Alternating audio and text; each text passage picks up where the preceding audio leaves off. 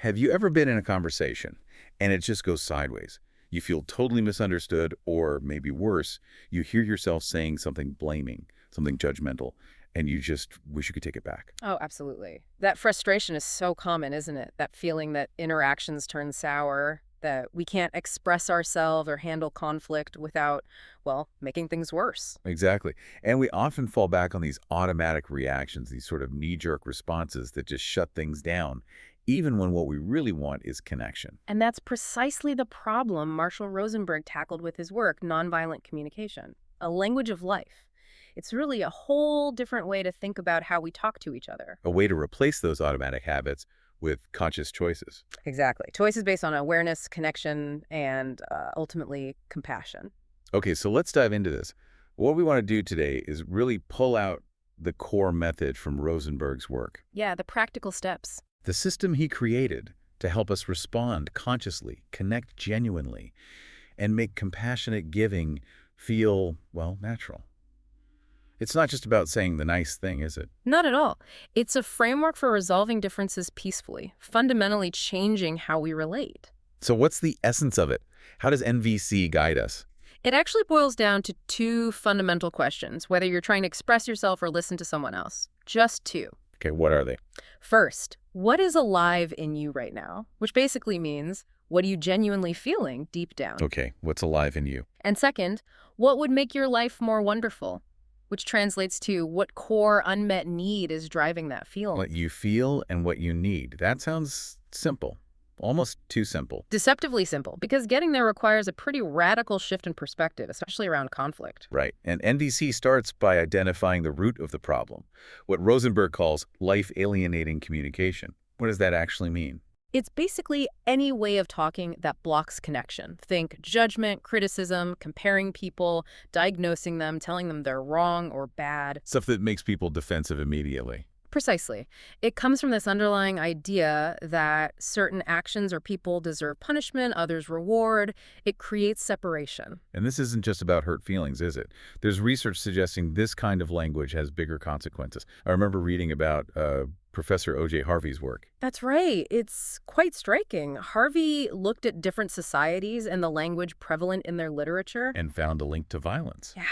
Societies that frequently use judgmental words, framing things in stark good versus bad terms, tended to report significantly more violent incidents. Wow. So the idea is that this judgmental language fuels a sort of culture where punishment seems logical, like those bad people deserve what they get. Exactly. It normalizes the idea of punishment over understanding or connection. That's a huge implication for how we speak every single day. So the core mistake NVC points to is what Rosenberg called moralistic judgments. Yes. That's when we impose our own values onto someone else's behavior and then criticize them for not meeting our standards. We're not saying, I prefer this. We're saying, you are wrong for doing that.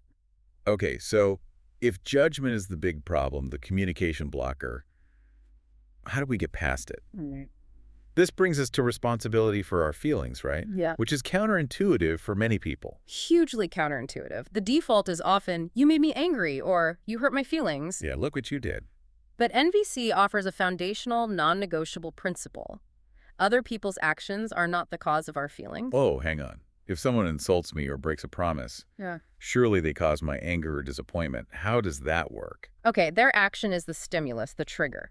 But the cause of the feeling, according to NVC, lies within us specifically in our unmet needs. Our needs. Yes.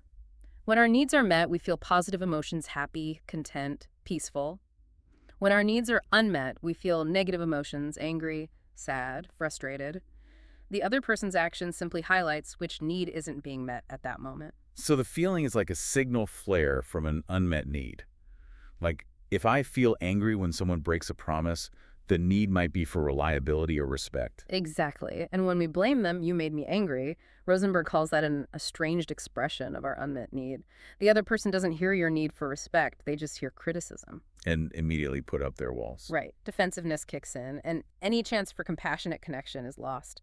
So the first crucial step is accepting responsibility for our own feelings, our own thoughts, our own actions. Okay, that's a big mental shift, accepting that responsibility. If we manage that, how do we actually put this into practice? This must be where the NVC framework comes in the 4 steps. That's it. The 4 components: observations, feelings, needs, and requests. OFNR. This is the roadmap away from alienating language. All right, let's break it down. Component 1, observation. Observation, and the immediate challenge here is separating observation from evaluation, just stating what happened factually without any judgment attached. Like being a video camera, just recording the data. Pretty much. Focusing on the present moment, what you actually see or hear without filtering it through your opinions or judgments. Because the moment you add evaluation, you risk triggering that defensiveness we talked about. Can you give a concrete example? Because this distinction feels like where things could easily go wrong. Sure. Think about work. Saying, my boss is always late. That's an evaluation, right? Always is rarely true, and late implies judgment. And the boss would probably argue back. Right. But an observation might be, my boss arrived after 8:30 a.m. the last 3 times we had this specific meeting scheduled. See the difference? It's factual, specific, harder to argue with. Okay, no judgment, just the facts. Got it. So after a clean observation, we move to step 2, feeling. Feeling, identifying and expressing the genuine emotion arising in a response to the observation. This sounds hard too. A lot of us aren't great at pinpointing our feelings, or maybe we feel vulnerable sharing them. Exactly. We often hide vulnerability or we lack the vocabulary. And worse, we often use feeling words that are actually judgments in disguise. Ah, the pseudo feelings, like saying, I feel abandoned or I feel manipulated. Precisely. Those aren't pure feelings describing your internal state. They're interpretations of what you think the other person did to you. Abandoned implies they intended to leave you alone. Manipulated implies intent. So what's a real feeling then? Real feelings are internal states. Sad, angry, joyful, scared, confused, frustrated, content. The trick is to avoid saying, I feel, followed by that, like as if, or a pronoun like you or he. Those usually signal a thought or judgment is coming. So instead of I feel like you don't care, you'd say, I feel sad, or I feel hurt. Just name the emotion directly. I feel frustrated because, or I feel happy since. Being precise about the actual emotion is key. okay, observation first, then the feeling it triggers. What's next? Component 3, need. And this, arguably, is the most crucial step. It's the heart of NVC. Because those judgments and criticisms we fall back on are really just tangled up expressions of unmet needs. Exactly. They're estranged expressions, as Rosenburg put it. To connect, we have to clearly articulate the universal human need that's fueling our feeling. If we skip this, the other person just hears the criticism and reacts defensively. Let's use that classic example, the dirty dishes in the sink. How does need fit in? Okay, so you see the dishes observation. You feel annoyed or frustrated feeling. If you just say, you're so lazy leaving these dishes, that's a judgment. And likely starts a fight. Right. But if you identify the underlying need, maybe it's a need for orderliness or ease or maybe consideration for the shared space, you can state that. I feel frustrated F when I see the dishes in the sink O because I have a real need for order and cleanliness in our kitchen N. So you're explaining why you feel frustrated, linking it to a universal need, not just blaming their behavior. Yes. And suddenly, it's not about them being lazy, it's about your need for order. That invites understanding, potentially cooperation, because everyone understands needing order or ease. Needs are universal safety, respect, connection, autonomy, play. When we speak from our needs, we connect to our shared humanity. That makes sense. It shifts the focus from what's wrong with you to what I need to thrive. Okay, so we have observation, feeling, need. What's the final piece? Component 4, request. This is where we make it actionable. If the need is the why, the request is the what. What specific action would help meet that need? And this isn't just telling someone what to do right. It has to be phrased carefully. Very carefully. Requests need to be clear, positive, and specific. We need to ask for what we do want, not what we don't want. Rosenburg often said, you cannot do a don't. Meaning, telling someone don't ignore me isn't helpful because it doesn't say what they should do instead. Exactly. It's vague and negative. It sounds like a demand or criticism. A positive, specific request related to a need might be. When we're talking about important things, would you be willing to put your phone down so I can feel more connected related to need for connection? That's very concrete. Put the phone down. Yes. And crucially, it has to be a genuine request, not a demand in disguise. How do you tell the difference? The real test is how you react if the other person says no. If you respond with blame, guilt-tripping, or punishment, it wasn't really a request, it was a demand. A true request respects the other person's autonomy to say no, opening the door for further dialogue about how both your needs can be met. That's a high bar. Responding gracefully to a no when you really need something. It is, but it's central to the NVC philosophy of connection over coercion. Okay, let's circle back to that idea of taking responsibility for our feelings.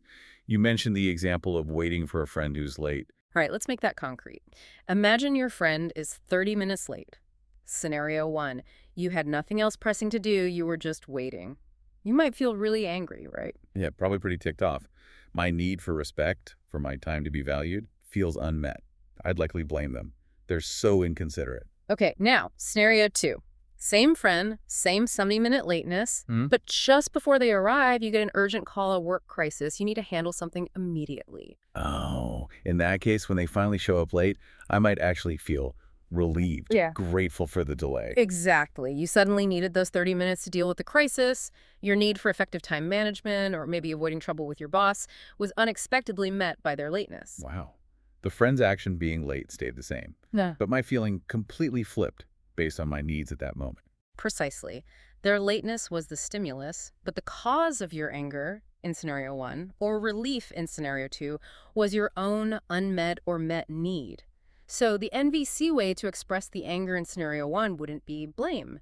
It would be, when you arrived 30 minutes after we agreed, oh, I felt really angry and frustrated F because I was needing respect and consideration for my time N. That feels much more honest and less attacking. It opens up a conversation instead of just shutting it down with blame. It does. It keeps the focus on needs and invites empathy. Okay, this framework seems powerful for resolving conflicts. Let's quickly run through that parent-child example with the toys using the full OFNR. Sure. So the parent sees the toys everywhere. Observation. When I see the building blocks and stuffed animals spread across the living room floor, oh, I feel a bit stressed and overwhelmed after. lead, because I have a strong need for order and safety in our shared family spaces, and I worry someone might trip in. And then, the request. Would you be willing to gather the toys and put them back in the toy bin in your room before we start getting ready for bed? Perfect. It addresses the behavior without attacking the child's character. It connects the feeling to a need, safety, order, and makes a clear, positive, doable request.